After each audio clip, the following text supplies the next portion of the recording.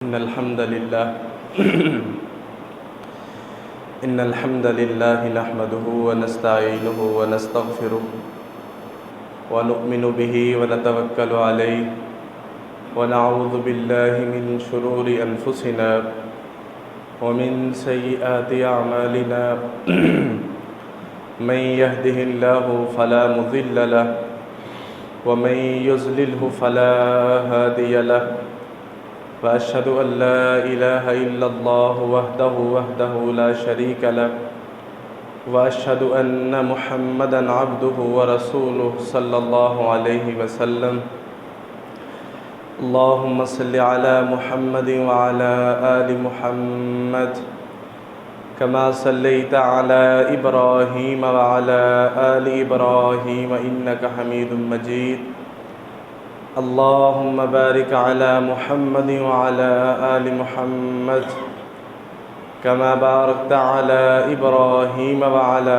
آل إبراهيم إنك حميد مجيد أما بعد فإن خير الحديث كتاب الله وخير الهدي هدي محمد صلى الله عليه وسلم وشر الأمور محدثاتها وكل محدثة بدعة وكل بدعة ضلالة وكل ضلالة في النار أعوذ بالله من الشيطان الرجيم بسم الله الرحمن الرحيم يا أيها الناس اتقوا ربكم الذي خلقكم من نفس واحدة وخلق منها زوجها وبث منهما رجالا كثيرا ونساء واتقوا الله الذي تساءلون به والأرحام إن الله كان عليكم رقيبا يا أيها الذين آمنوا اتقوا الله حق تقاته ولا تموتن إلا وأنتم مسلمون يا أيها الذين آمنوا اتقوا الله وقولوا قولا سديدا يصلح لكم أعمالكم ويغفر لكم ذنوبكم ومن يطع الله ورسوله فقد فاز فوزا عظيما رب اشرح لي صدري ويسر لي أمري واحلل عقدة من لساني يفقهوا قولي معزز سامعین و سامعات، اللہ ہم سب کا خالق و مالک ہے۔ دنیا کے اندر جتنے بھی تعریفی کلمات ہیں، کبریائی اور بڑائی کے جملے ہیں، ان سب کا حقیقی مستحق اللہ تعالی ہے۔ درود و سلام ہو ہمارے حقیقی پیر و مرشد، محسن و مربی، پیشوا مقتدی، سید الاولین والآخرین، امام الانبیاء جناب محمد رسول اللہ صلی اللہ علیہ وآلہ آلہ وسلم کی ذات اقدس پر۔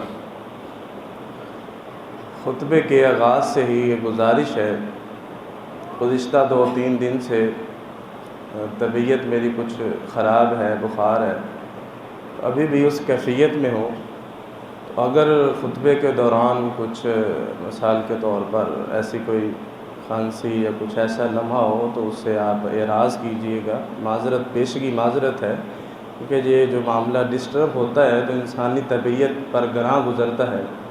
میں اللہ سے بھی اس چیز کا طلبگار ہوں کہ اللہ مجھے شفائے کاملہ عاجلہ دے، اور دوسرا یہ ہے کہ پیشگی معذرت ہے آپ سے اگر دوران خطبہ اگر کچھ معاملہ گڑبڑ ہو تو۔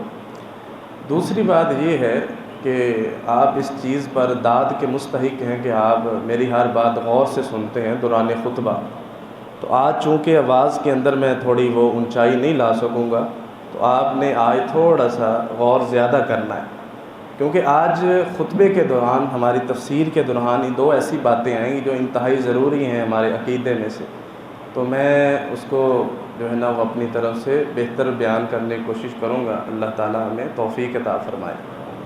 گزشتہ خطبے میں ہم ابراہیم علیہ السلام کا ذکر پڑھ رہے تھے کہ جس میں اللہ تعالیٰ ان کی تعریف بیان کر رہے ہیں، ان کی آزمائشیں، اس کے بعد ان کے سارے معاملات۔ وہاں پر ہم نے جو پچھلا جمعہ پورا پڑھایا ہے وہ ایک جو ہے نا کلمے پر پڑھایا ہے، وَأَرِنَا مَنَاسِكَنَا، کہ ابراہیم علیہ السلام اپنے بیٹے سمیت اللہ سے یہ دعا مانگ رہے ہیں، اللہ ہمیں اپنی عبادت کرنا سکھا۔ اس میں یہ تھا کہ ہم نے اہم پوائنٹ یہ اٹھایا تھا کہ دیکھیں دو اولو العزم انبیاء ہیں، اللہ کے خلیل ہیں، اور یہ دیکھیں کہ کتنی عظمت والے وہ لوگ ہیں، اس کے باوجود بھی اتنے بڑے عہدے ملنے کے باوجود بھی وہ لوگ اللہ تعالیٰ سے اس کی خوشنودی طلب کر رہے ہیں کہ اے اللہ ہمیں اپنی عبادت کرنا سکھا، کہ اے اللہ تو ہمیں وہ رستہ بتا جس رستے تو ہم پر راضی ہو جائے۔ ہم نے پیغمبر علیہ الصلاۃ والسلام کی ایک حدیث اسی ضمن میں آپ کے سامنے پیش کی کہ جب آپ کثرت عبادت کی وجہ سے اپنے جسم مبارک پر سوجن کو محسوس کرتے تھے تو سیدہ نے پوچھا ایک دن امی عائشہ رضی اللہ عنہا نے کہ آپ اتنی محنت کیوں کرتے ہیں کہ اللہ نے آپ کو پیغمبر بنایا، امام الپیغمبر بنایا، آپ پر اتنی رحمتیں کی ہیں کہ آپ کے نبی جو ہے نا وہ اناؤنس ہونے سے پہلے کہ دنیا والوں کو جب بتایا کہ آپ اللہ کے آخری پیغمبر ہیں، وہ 40 سالہ اور آئندہ 23 سالہ کے سارے اللہ تعالیٰ نے خطائیں غلطیاں جو نہیں بھی ہوئیں، ایک بات ہی کرنی اللہ نے کہ جو ہے نا وہ اس کو اللہ نے معاف فرما دیا۔ تو نبی علیہ السلام نے فرمایا فلا اکون عبدا شکورا، کہ جس اللہ نے مجھ پر اتنا کرم کیا ہے تو کیا میں اس کا شکر گزار بندہ نہ بن جاؤں، کہ جب اللہ مجھ پر اتنا کرم کر رہا ہے تو مجھے بھی تو چاہیے میں اللہ کے ساتھ کو مضبوط تعلق کو دکھاؤں، اس کو نبھاؤں۔ اب اسی آیت کو آگے بڑھیے، آیت کا درمیانی حصہ ہے وَأَرِنَا مَنَاسِكَنَا۔ اعوذ باللہ من الشیطان الرجیم، ربنا وجعلنا مسلمین لک ومن ذریتنا امۃ مسلمۃ لک وارنا مناسکنا وتب علینا انک انت التواب الرحیم۔ وارنا مناسکنا کے بعد ہے وتب علینا، اے اللہ ہماری توبہ کو قبول فرمانا، انک انت التواب الرحیم، بلا شبہ آپ ہی توبہ کو قبول کرنے والے ہیں اور انسانوں پر رحم کرنے والے ہیں۔ جب ابراہیم علیہ السلام نے یہ دعا کی ہے کہ اللہ ہمیں عبادت کرنا سکھا، اب انسان چونکہ اللہ کا اس طرح حق ادا نہیں کر سکتا کہ جس طرح انسان کو اللہ تعالیٰ نے نوازا ہوا ہے۔ ایک اسرائیلی روایت ہے، اب یہ دیکھیں کہ اس کی سچائی یا اس کی جو ہے نا وہ جھوٹے ہونے پر میری کوئی گواہی نہیں ہے، ٹھیک ہے جی، ایک سنا سنایا واقعہ لیکن اس کے اندر سبق بہت بڑا ہے۔ اب یہ دیکھیں کہ ایک بندے نے کہتے ہیں جی بہت زیادہ عبادت کی، 500 سال کا ذکر ہے، اللہ تعالیٰ نے اسے کہا سامنے کھڑا کر کے کہ میں اپنی رحمت سے تجھے معاف کرتا ہوں۔ اس نے کہا جی نہیں جی میں نے عبادت بہت زیادہ کی، آپ میرا حساب کیجیے۔ اللہ تعالیٰ نے دو دفعہ یہ کہا، تیسری دفعہ کہا، اب وہ بندہ کہتا نہیں جی محنت بہت کی ہے میں نے دنیا کے اندر، آپ جو ہے نا میرا حساب کیجیے۔ اب 500 سال کی عبادت کی ہے اس نے، اللہ تعالیٰ نے فرشتوں کو حکم دیا اس کی ایک آنکھ کا جو ڈیلا ہے نا یہ اندر والا حصہ، 500 سال کی عبادت ایک ترازو کے ایک پلڑے میں اور ایک آنکھ صرف اس کی جو ہے نا ایک پلڑے میں رکھی ہے، تو وہ آنکھ 500 سال کی عبادت سے زیادہ وزنی تھی۔ اللہ تعالیٰ کی عطائیں انسان پر بہت زیادہ ہے، کیونکہ اللہ نے قرآن مجید میں فرمایا ہے وَمَا خَلَقْتُ الْجِنَّ وَالْإِنسَ إِلَّا لِيَعْبُدُونَ، ہم نے انسان کو پیدا ہی اپنی فرما برداری کے لیے کیا، تو ہمیں اپنی زندگیاں دیکھنی چاہیے کہ ہم اللہ کے کتنے فرما بردار ہیں۔ تو یہ ہے کہ وارنا مناسکن، اب دعا تو کر لی ہے، اب اس پائے پر اگر ابراہیم علیہ السلام نے سوچا کہ نہ پہنچ پائے تو ساتھ یہ بھی کہہ دیا وتب علینا، اے اللہ ہم تجھ سے توبہ طلب کرتے ہیں کہ اگر ہم عبادت میں کوتاہی دکھائیں گے، عبادت کے اندر کوتاہی ہو جانا یہ انسانی جو ہے نا وہ معاملات ہیں، تو اللہ سے ساتھ ساتھ توبہ کرتے رہنا چاہیے۔ رسول اللہ صلی اللہ علیہ وسلم نے فرمایا نا کہ انسان بشر جو ہے وہ غلطی کا ہی پتلا ہے، کل بنی آدم خطاء، تو بہتر غلطی کرنے والا وہ ہے کہ جو اس کے بعد توبہ کر لے۔ اللہ نے آپشن رکھا ہوا ہے کہ آپ غلطی کر لیں تو اس کے بعد توبہ کر لیں، اللہ معاف فرما دے گا، اور یہ ساتھ اللہ تعالیٰ نے کہا بھی ہے اور دعا کے اندر شامل بھی ہے انک انت التواب الرحیم، کہ بے شک تو ہی توبہ جب کر لیتا ہے تو اس کے بعد توبہ کرنے والے بندے پر اللہ کی رحمتیں نازل ہوتی ہیں، کیونکہ انسان پھر اپنے مالک کے سامنے گریہ جاری کر کے صاف ہو جاتا ہے تو اللہ تعالیٰ اسے معاف فرما دیتے ہیں۔ تو سب سے پہلا ہم نے یہ اصول سیکھا ہے کہ اللہ سے دعا مانگے اے اللہ ہمیں اپنی عبادت کے لیے پسند فرما لے۔ یہ اللہ کا فیصلہ ہوتا ہے کہ اللہ تعالیٰ اپنی عبادت کے لیے کسے پسند فرماتا ہے، اللہ تعالیٰ ہمیں ان لوگوں میں شامل فرمائے۔ اور اس کے بعد یہ ہے کہ عبادت کے اندر کوئی کمی کوتاہی ہو جائے، کمی کوتاہی سے مراد یہاں یہ بھی ہو سکتا ہے اگر ہم وہ عبادت نہ کر رہے ہوں کہ جو اللہ کو پسند ہو۔ اللہ کو پسند کون سی عبادتیں ہیں کہ جو عبادت ہم سنت کے مطابق نہ کر رہے ہیں، ان سے توبہ کر لیجئے کہ آج کے بعد ہم عبادت سننے کے مطابق کریں۔ یہ بات یاد رکھیے گا کہ روز قیامت ہر وہ عمل جو رسول اللہ صلی اللہ علیہ وسلم کے عمل کے ساتھ نہ میچ ہوا وہ عمل ٹھکرا دیا جائے گا۔ قبول نہیں کیا جائے گا۔ روز قیامت ایک سکیننگ مشین لگے گی، رسول اللہ صلی اللہ علیہ وسلم کے اعمال کے ساتھ سکین کیا جائے گا۔ محمد فرق بین الناس کے ساتھ اللہ تعالیٰ اس کے تحت گروہ بھی الگ کر دیں گے، ایک طرف محمد کی امت ہوگی اور دوسری طرف نافرمان ہوں گے۔ اللہ نے قرآن مجید میں سورہ یاسین میں کہا ہے وَامْتَازُوا الْيَوْمَ أَيُّهَا الْمُجْرِمُونَ، اللہ تعالیٰ اس دن مجرم ایک سائیڈ پہ کر دے گا، فرما بردار ایک سائیڈ پہ کر دے گا، تو ان کے اعمال بھی وہ قبول ہوں گے۔ تو ہمیں یہ خود جانچنا ہے، یہ ہماری ذمہ داری ہے کہ ہم جانچیں کہ ہم کون سا عمل سنت کے مطابق کر رہے ہیں اور کون سا عمل سنت کے مخالف کر رہے ہیں۔ سنت سے مراد آپ کا وہ طریقہ ہے جو آپ نے بتلایا ہوا، اگر اس کے مطابق کر رہے ہیں تو کرتے جائیے، انشاءاللہ اللہ نیت پر عمل دے گا۔ تو دوسری یہ ہے کہ ہم اس سے جو ہے نا وہ کمی کوتاہی پر اللہ سے توبہ طلب کریں، انشاءاللہ اللہ کی رحمت ہم پر جو ہے نا وہ برستی رہے گی۔ اس کے بعد ہے ربنا وابعث فیہم رسولا منہم یتلو علیہم آیاتک ویعلمہم الکتاب والحکمۃ ویزکیہم انک انت العزیز الحکیم۔ اے ہمارے رب تو بھیج ان میں سے ایک ایسا رسول یتلو علیہم آیاتک جو تلاوت کرے ان پر تمہاری آیات، ویعلمہم الکتاب اور سکھائے ان کو کتاب، تمہارا جو احکام ہے قرآن مجید اس کو سکھائے ان لوگوں کو، والحکمت اور قرآن مجید کے ساتھ اتاری گئی حکمت، ویزکیہم اور ان کا وہ تزکیہ نفس کرے وہ پیغمبر، انک انت العزیز الحکیم، بے شک تو ہی غالب اور حکمت والا ہے۔ ابراہیم علیہ الصلاۃ والسلام اور اسماعیل علیہ الصلاۃ والسلام کی یہ آخری دعا ہے، جتنی بھی انہوں نے اللہ تعالیٰ سے دعائیں کی ہیں ان میں سے یہ آخری دعا ہے جو انہوں نے کی تھی۔ وہ یہ دعا کی تھی کہ اے اللہ کہ جو تو نے آخری پیغمبر بھیجنا ہے وہ بھی میری نسل میں سے بھیجنا، ہماری نسل میں سے وہ آخری پیغمبر تو نے بھیجنا ہے جسے تو نے کہا ہوا ہے کہ امام الانبیاء پیدا کروں گا میں، دنیا کے اندر اپنا سردار نبیوں کا بھیجنا ہے میں نے۔ ابراہیم علیہ الصلاۃ والسلام کی اس دعا کی صداقت رسول اللہ صلی اللہ علیہ وسلم خود بیان فرماتے ہیں۔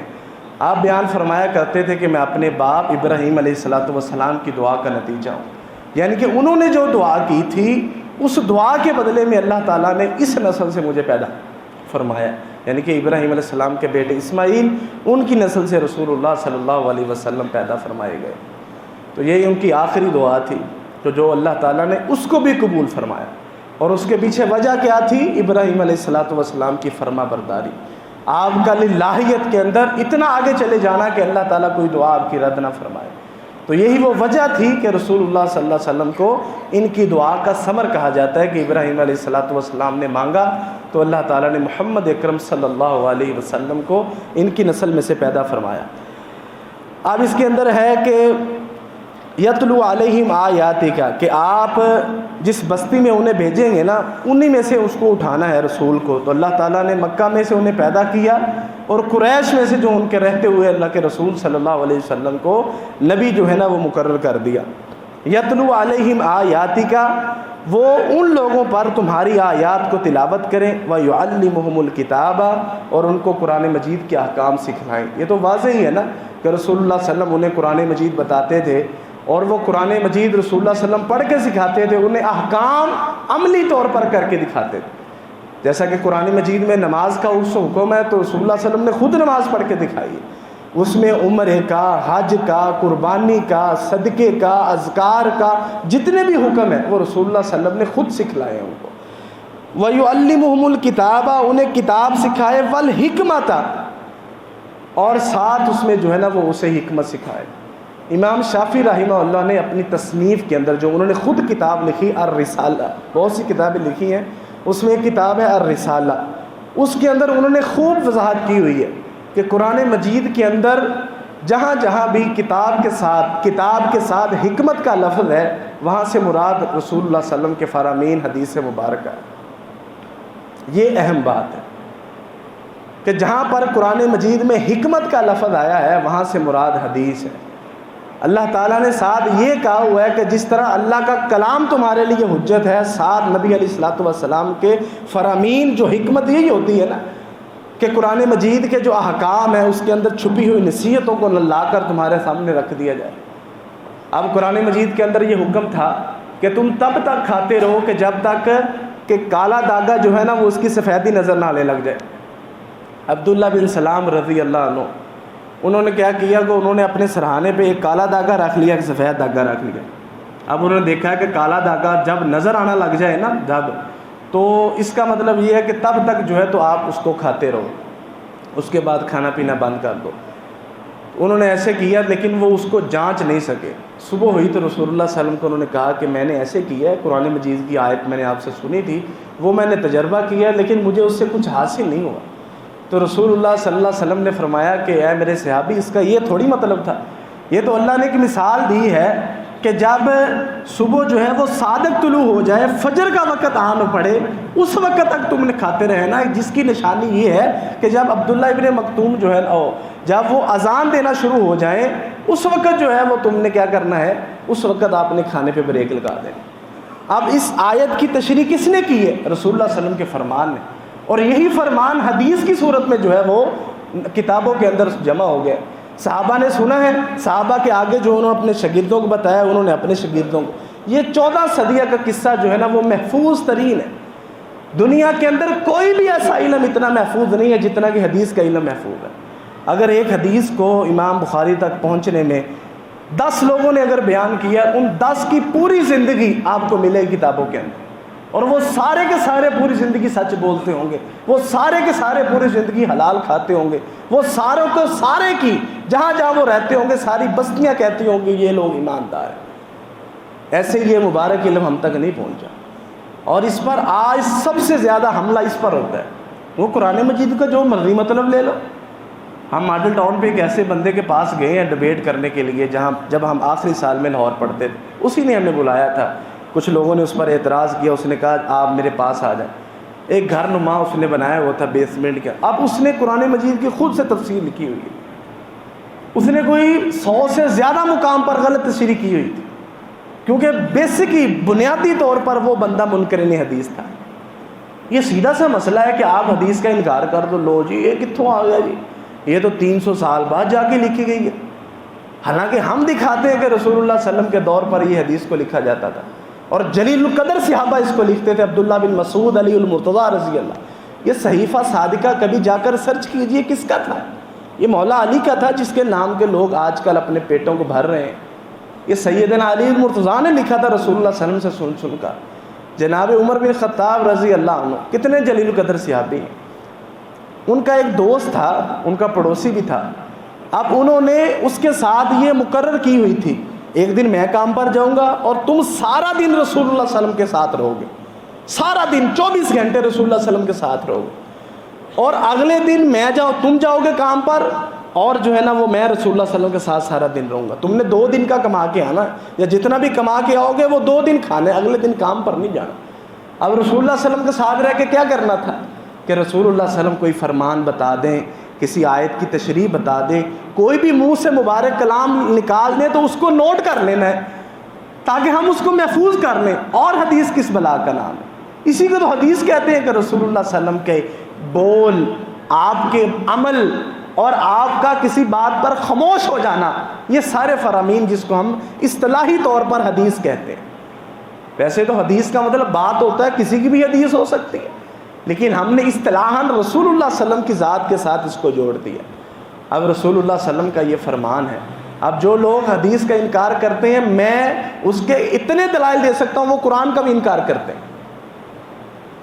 یہ ٹی وی پر آتا ہے ایک جاوید احمد غامدی، کتنے جو ہے نا وہ پڑھے لکھے انداز میں ہاتھوں کو گھما کر اور خاموشی سے دھیمی آواز کے ساتھ وہ دین اسلام کا حلیہ بگاڑ رہا ہے، اور نیشنل ٹی وی پر آتا ہے۔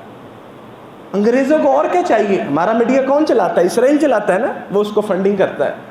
اب یہ اس کا بھی ثبوت ہے، اس کو ہوائی بات نہیں سمجھنا۔ اب وہ اس کا ثبوت جو ہے نا وہ اس کو چلاتے ہیں۔ ان کو کیا چاہیے؟ دین کی بگڑی ہوئی شکل ہی چاہیے نا، وہ پیش ہو رہی ہے میڈیا پر۔ وہ دین کا پہلی بات، تو دین کے متعلق کوئی بات نہیں آتی، اور جو آئے گی وہ یہ آئے گی جس میں اسلام کا پورا نقشہ پیش کیا جاتا ہو۔ عورتوں کے ساتھ مصافحہ ہو سکتا ہے، موسیقی گناہ نہیں ہے، داڑھی رکھنا عبادت میں شمار نہیں ہے، نماز آپ ایسے پڑھ سکتے ہیں، نماز ایسے پڑھ سکتے ہیں، قربانی فرض نہیں ہے، یہ ایک تواتر سلسلہ ہے، فلاں ایسے نہیں ہے، فلاں ویسے نہیں ہے، اور یہ جو بات ہے کہ زانی کو سزا فلاں ملنی چاہیے، یہ صرف نبی دے سکتے۔ اب قرآن مجید میں الزانیۃ والزانی فجلدوا کل واحد، کہ جو زنا کرتا وہ پکڑا جائے اس کو 100 کوڑے مارو. غامدی صاحب کہتے ہیں جی یہ کوڑے نبی نے لگانے ہیں. اب نبی تو نہیں ہے نا, آپ اسے صرف جو ہے نا وہ نصیحت کریں اور وہ توبہ کروا دیں اس سے. انا للہ و انا الیہ راجعون. اور یہی تو چاہتے ہیں کہ دین کی جو شکل بگڑ جائے. اور ایک دوسری شکل میں ایک بندہ اور آتا ہے ایک موبائل کے اوپر, مرزا انجینئر اس کا نام ہے, انجینئر مرزا محمد علی اس کا نام ہے. اب بیسیکلی وہ سچی مچی انجینئر ہے اور وہ نوکری بھی کرتا ہے سرکار کی. اس بندے نے کیا کیا ہے, ضعیف حدیثیں اٹھاتا ہے اور جو صحیح ہوتی ہیں اس میں سے اپنے مطلب کی چیزیں اور اپنے مطلب کا مطلب نکال کر وہ ٹی وی میں بیٹھا فتنہ پھیلا رہا ہے اور لوگوں نے اسے امام بنایا ہوا ہے. یہ سارا کچھ کیوں ہے؟ اس سے پہلے ایک امین اصلاحی گزرا ہے, اس نے آخر میں سنا ہے توبہ بھی کر لی تھی, اگر کر لی تو اللہ اس نے معاف فرمائے. اور اس سے پہلے جو ہے نا وہ پرویز احمد تھا ایک, وہ بھی سرکاری ملازم تھا.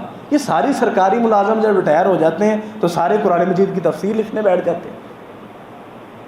تو حدیث کے معاملے کے اندر اب یہ کہتے ہیں جی ہمیں بتائیں جی پھر ضعیف اور یہ اور وہ.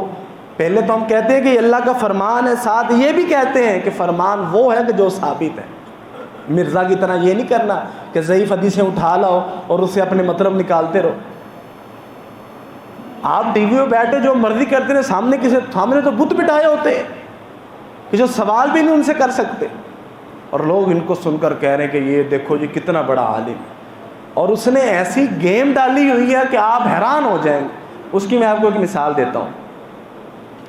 میرے ابو جی بھی ہمیں بتاتے ہیں, میرے والد صاحب, کہ وہ جس گاؤں میں رہتے تھے نا اس گاؤں میں 2 عورتوں کی لڑائی ہوگی. کہتے ہیں کہ 2 عورتیں لڑ پڑی آپس میں.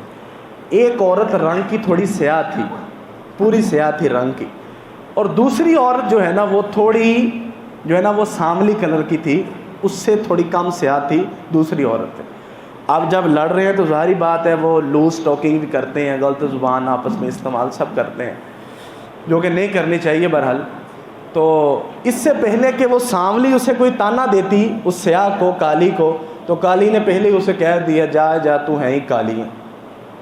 کالی نے سانولی کو پہلے کہہ دیا کہ تو جا جائے تو دفع یا کالی ہے. اب وہ خاموش ہوگی. اب کالی نے خود ہی دوسرے کو کالی کہہ دیا تو اس کے جواب میں وہ اب کیا کہے, وہ خاموش ہوگی. اب یہ انہوں نے ایک جو ہے نا وہ مذاق کے لیول پر ہمیں جا کے بتائی تھی, لیکن اس کے اندر ہماری مثال یہ ہے, اب یہ بندہ خود جھوٹا ہے جو سامنے کسی سے بات ہی نہیں کرتا, اپنی کچھار میں اپنی بل میں گھس کر صرف جو ہے نا وہ اپنی شیطانیت کو پھیلا رہا ہے.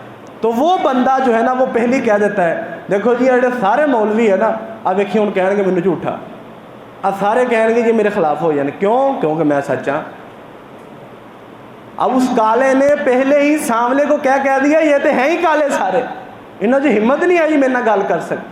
اور جو اس کے دروازے پر جا کے دستک دیتا ہے, جی حضرت میں ایسے 5 بندوں کو جانتا ہوں علماء کو, ان میں سے ایک میرے استاد بھی ہیں کہ جنہوں نے 3 مہینے اس کے پیچھے لگ کر اس سے ٹائم لیا اور اس نے کہا آ جاؤ. اس کے بعد جب اس وہاں پہنچے ہیں اس نے کہا مجھ سے سوال کوئی نہیں کر سکتے, صرف بیٹھ کر سن سکتے ہیں یہاں پر. یہ اس کی اوقات ہے جو لوگوں کا امام بنا پھرتا ہے. آپ کو بتانے کا مقصد یہ ہے کہ یہ علم دین کی اساس ہے. صحابہ کرام نے اپنا خون دیا اس علم کے لیے اور اس کو پڑھانے کی خاطر. آپ کو پتہ ہے سیدنا ابو ہریرہ رضی اللہ عنہ, آپ نے اپنا سب کچھ چھوڑا ہوا تھا اور ہمیشہ رسول اللہ صلی اللہ علیہ وسلم کے در پر پڑے رہتے تھے, ہمیشہ رسول اللہ صلی اللہ علیہ وسلم کے در پر پڑے رہتے تھے. ایک مرتبہ آپ نا الٹے منہ اسی طرح نہیں کہ پیٹ زمین پر لگا کے نا اپنا مسجد نبوی کے صحن میں الٹے لیٹے ہوئے تھے, پیٹ اپنا زمین کے ساتھ لگا کر زور کے نیچے. سیدنا ابوبکر صدیق رضی اللہ عنہ آئے اور آ کر آپ نے پاؤں لگایا کہ ابو ہریرہ الٹے کو لیٹے ہوئے ہو, سیدھے ہو کر لیٹو. تو انہوں نے قرآن مجید کی ایک آیت پڑھی سورہ دہر کی کہ یتیموں اور مسکینوں کو کھانا کھلانا چاہیے کہ یہ اچھا عمل ہے. اس کا کیا مطلب ہے؟ کہا سیدی بتائیں ذرا ابوبکر صدیق کو. انہوں نے مطلب بتا دیا تو انہوں نے بھی کچھ نہیں کہا, انہوں نے بھی کچھ کہا, وہ آگے چلے گئے اندر چلے گئے مسجد نبوی کے حال کے اندر چلے گئے. انہوں نے کچھ عبادت یا دوسرے معاملات. سیدنا عمر فاروق رضی اللہ عنہ آئے, انہوں نے تھوڑا سا زور سے پاؤں مگا رہا, الٹے کو لیٹے ہوئے سیدھے لیٹو. کہا عمر فاروق اس آیت کا مطلب بتائے. انہوں نے مطلب بتایا, کہا یہ بھی نہیں تمہیں پتہ, وہ بھی بتا کر اندر چلے گئے. اب رسول اللہ صلی اللہ علیہ وسلم آئے اور آ کر کہا ابو ہریرہ کیوں الٹے لیٹے ہو؟ کہا اللہ کے رسول اس آیت کا مطلب کیا ہے؟ رسول اللہ صلی اللہ علیہ وسلم مسکرا دیے اور آپ نے ایک بندے کو بھیجا کہ جاؤ ابو ہریرہ کے لیے کھانا لے کے آؤ۔ ابو ہریرہ کو کیا پڑی تھی کہ بھوک برداشت ہو رہی ہے، الٹے تک لیٹ چکے ہیں لیکن نبی کے در سے نہیں جا رہے، کیا جمع کرنے کے لیے وہاں پر موجود تھے۔ سیدنا ابو ہریرہ سے پوچھا رسول اللہ صلی اللہ علیہ وسلم نے کہ ابو ہریرہ اتنی بھی کیا جو اپنے آپ کو مشقت میں ڈال رہے ہو، کیوں نہیں باہر جا کر کچھ کماؤ اور کچھ کھاؤ اور کچھ رب کی ہاں صدقہ کرو۔ کہا اللہ کے رسول مجھے پسند نہیں ہے کہ میں ایک لمحہ بھی آپ کے در سے ادھر ہو جاؤں اور آپ کوئی فرمان بتا دیں اور فرمان کو میں نوٹ نہ کروں۔ کیا نوٹ کرنے بیٹھے تھے؟ کیا قرآن مجید اللہ کے نبی نہیں لکھوا رہے تھے؟ یہ دین کی شکلیں بگاڑنے کے لیے اللہ نے ہمیشہ ہر دور کے اندر انہیں نیست و نابود کیا۔ میں رات ہی پڑھ رہا تھا، عبداللہ بن مبارک رضی اللہ عنہ سے کسی نے آ کر کہا کہ فلاں بندہ دین کے اندر تحریف کرنے کے لیے جو ہے نا وہ ہمہ وقت تیار رہتا ہے، وہ دین کی شکل بگاڑتا ہے، کبھی کہتا ہے یہ اللہ کے نبی کا فرمان ہم نہیں مانتے، ہمیں کتاب اللہ کافی ہے۔ میں اس پر بھی دلائل دوں گا کہ رسول اللہ صلی اللہ علیہ وسلم نے کتاب اللہ سے کیا مراد لیا ہے۔ عبداللہ بن مبارک رضی اللہ عنہ کتنے بڑے امام ہیں تب کے، تابعین کے بعد کے، انہوں نے کہا کہ رسول اللہ صلی اللہ علیہ وسلم کے بعد سے لے کر اب تک جس نے بھی دین پر حملہ کرنا چاہا ہے مجاہدین نے ان کا مقابلہ کیا، اور پھر انہوں نے کہا کہ ہم انشاءاللہ اس بندے کی گردن دبوچنے کے لیے تیار ہیں، ہم بتائیں گے کہ رسول اللہ صلی اللہ علیہ وسلم کے دین کے اوپر کس طرح پہرا دینا ہے۔ تو یہ لوگ تب سے معاملہ چلتا آ رہا ہے کہ لوگوں نے دین کی شکل بگاڑنے کے لیے، اب دیکھیں سب سے زیادہ حملہ امام بخاری پر کرتے ہیں۔ کیوں؟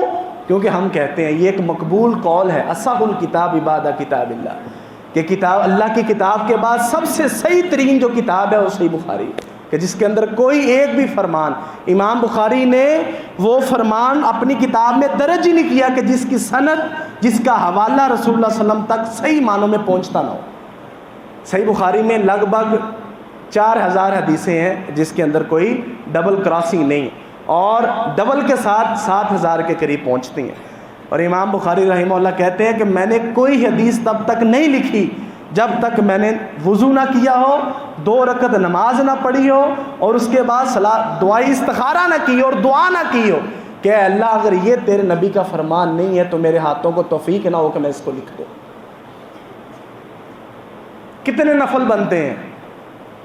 14000 نفل، 7000 وضو، 7000 استخارہ کی دعائیں، اور 7000 اللہ کے سامنے یہ چیلنج، یہ بات رکھنا کہ مجھے یہ توفیق ہی نہ ہو کہ میں اللہ کے نبی کا فرمان اس کے اندر لکھ دوں۔ اتنی مبارک علم کو جمع کیا گیا۔ اب آتے ہیں اس طرف کہ اللہ نبی علیہ السلام تو کہا کہ صرف کتاب اللہ۔ عبداللہ ابن عباس رضی اللہ عنہ نے ایک مرتبہ فتویٰ دیا درس دیتے ہوئے، کیونکہ رسول اللہ صلی اللہ علیہ وسلم کے بعد بہت سارے صحابہ تھے بڑے بڑے، وہ حلق درس دیا کرتے تھے مختلف علاقوں میں جا کر۔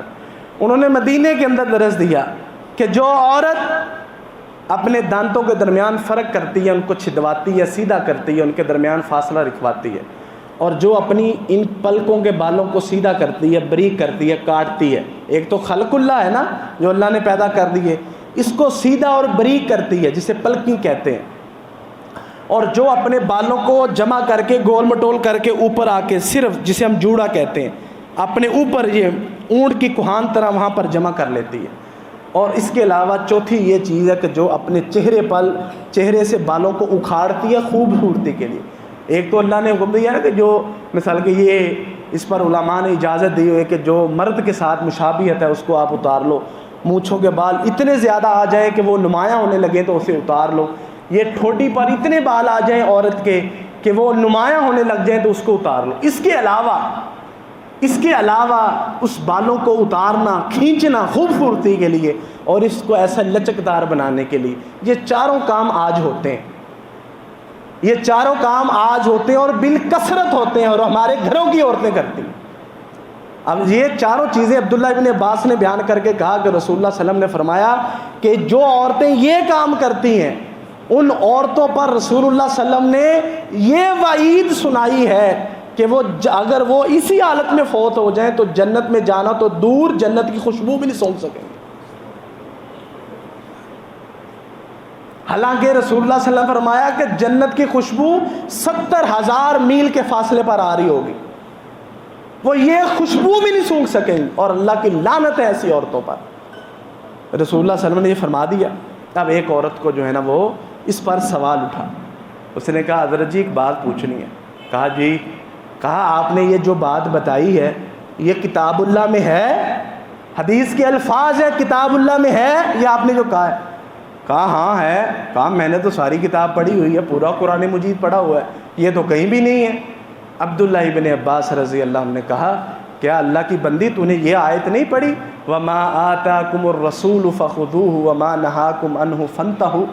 تم نے نہیں پڑھا ہوا کہ اللہ خود کہہ رہا ہے کہ میرا پیغمبر تمہیں جو چیز دے دے اس کو لے لو اور جس سے منع کر دے یہ اللہ کا حکم ہے کہ اس سے رک جاؤ.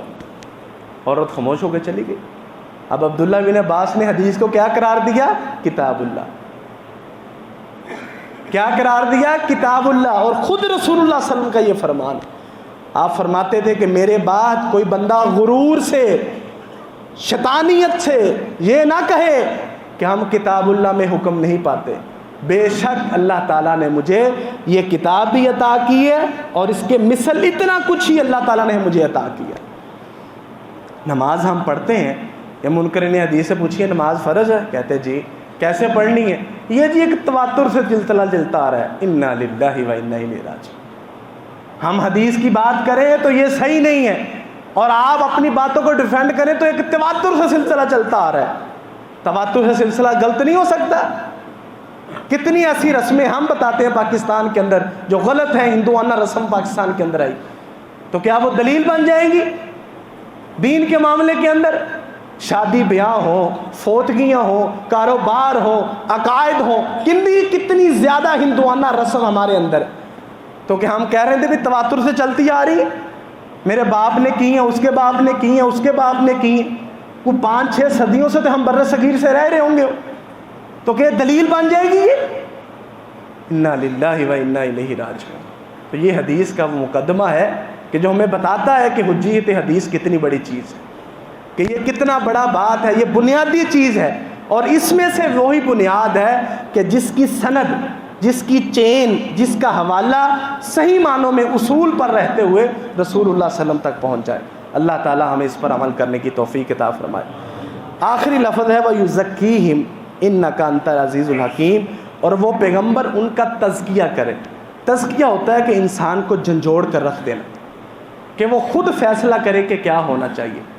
رسول اللہ صلی اللہ علیہ وسلم کے جو چچا ہے نا, اور یقین کریں جو تزکیہ کر لیتا ہے نا, اللہ تعالیٰ نے گارنٹی دی ہوئی ہے قد افلح من تزکا. اللہ نے گارنٹی دی ہوئی ہے تحقیق کے فلاح پا گئے, فلاح پا چکے ہیں کہ جو اپنے نفس کا تزکیہ کر لیں. خود بیٹھ کر صحابہ کرام روز رات کو بیٹھ کر, روز رات کو کہتے ہیں ہم بستر پر سونے سے پہلے سوچا کرتے تھے کہ فجر کے جاگے ہوئے آج ہم نے پورا دن کیا کیا, کتنی نیکیاں کمائیں, کتنے گناہ کیے, پھر کل کے لیے عزم کرتے کہ فلاں کام نہیں کرنا, یہ تو برا ہے, اللہ کی نافرمانی. تو یہ تزکیہ ہی ہے نا. اب تزکیہ انسان کو دوزخ سے ہٹا کر جنت میں کیسے لے جاتا ہے, میں اس کی مثال لیں 2-3 ہیں لیکن ایک سناؤں گا, ہمارا وقت ختم ہو رہا ہے. عباس رضی اللہ عنہ رسول اللہ صلی اللہ علیہ وسلم کے چچا ہیں. آپ کو پتہ ہے کتنے جلیل القدر صحابی, کتنے رسول اللہ صلی اللہ علیہ وسلم کے کتنے جلیل صحابی بھی ہیں اور آل رسول میں سے بھی ہیں, اور ان کی جو نسل ہے وہ ساری جو ہے نا وہ آل رسول میں سے, اور مستحق ہیں کہ ان کی قدر کی جائے آج بھی اگر ہوں تو. عباس رضی اللہ عنہ غزوہ بدر تک کافر تھے, اسلام نہیں لائے تھے. غزوہ بدر میں کفار کی طرف سے لڑنے بھی آئے تھے, ٹھیک ہے جی. تو یہ جو 70 ان کے مارے گئے اور 70 قید ہو گئے. اس 70 قید میں سے حضرت عباس رضی اللہ عنہ بھی تھے. اب رسول اللہ صلی اللہ علیہ وسلم نے فیصلہ کیا کہ پیسے لینے ہیں اور ان کو چھوڑ دینا, وارننگ دے دینی. سیدنا عباس رضی اللہ عنہ کی باری آئی نا, تو انہیں کہا کہ چچا جی لاؤ پیسے. کہا میرے پاس تو نہیں ہے پیسے. کہا چلیں جائیں مکہ میں چل جائیں آپ, میں آپ کو چچا ہونے کی خاطر چھوڑ رہا ہوں, لیکن امانداری کے ساتھ جتنے پیسے سب کے لیے ہیں نا اتنے جا کر مکہ سے بھیج دیجیے گا. اس نے کہا مکہ بھی, حضرت عباس کہتے ہیں جی مکہ میں میرے پاس نہیں ہے. تو رسول اللہ صلی اللہ علیہ وسلم نے فرمایا کہ حضرت چچا جی یہ بتائیں کہ جب آپ نے جنگ کے لیے آنا تھا اس سے پہلے اپنی بیوی کو بتا کر نہیں آئے تھے فلاں جگہ میں دیوار میں پیسے چھپا رہا ہوں, اگر میں مر جاؤں جنگ میں تو وہاں سے نکال کر اپنی زندگی گزار لینا. سیدنا عباس رضی اللہ عنہ کا رونگٹے کھڑے ہو گئے. آپ کو کس نے بتایا؟ اور یہ جگہ تو میں نے اپنی بیوی کو بھی نہیں بتائی, ابھی صرف بتایا کہ وہاں نشانی ہے، تو یہ تو دکھائی تو اسی کو بھی نہیں ہے، کسی نے بھی نہیں مجھے دیکھا وہاں پیسے چھپا رہا ہوں، آپ کو کس نے بتایا؟ کہا چچا یہی تو 13 سال میں کہتا رہا ہوں کہ انا اللہ کا نبی ہوں، میں مجھ پر ایمان لے آؤ، سچا نبی ہوں۔ ابھی اس سے پہلے نہیں مجھے پتا تھا، جب تم نے جھوٹ بولا اللہ نے جبریل کو بھیج دیا کہ اپنے چچے کو آئینہ دکھاؤ۔